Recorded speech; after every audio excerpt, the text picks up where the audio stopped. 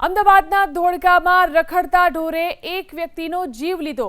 ધોળકાના રામપુરા ગામ નજીક આવેલી જીઆઈડીસીમાં રસ્તા પરથી ચાલીને જતા યુવકને રખડતા સાંઢે ભેટીએ ચડાવ્યો। એટલું જ નહીં, યુવકને અડફેટમાં લઈ દૂર સુધી ફંગોળ્યો। સાંઢે યુવકને અડફેટમાં લેતા ગંભીર ઈજાઓ પહોંચી।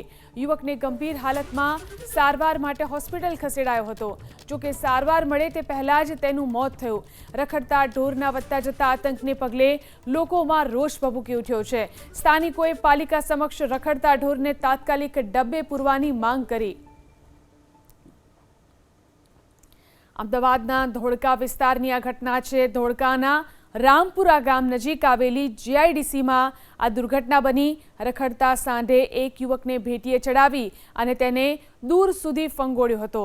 ગંભીર ઈજાઓ થતા યુવકને સારવાર માટે ખસેડવામાં આવ્યો, પરંતુ તે પહેલા જ તેનું મોત નીપજ્યું।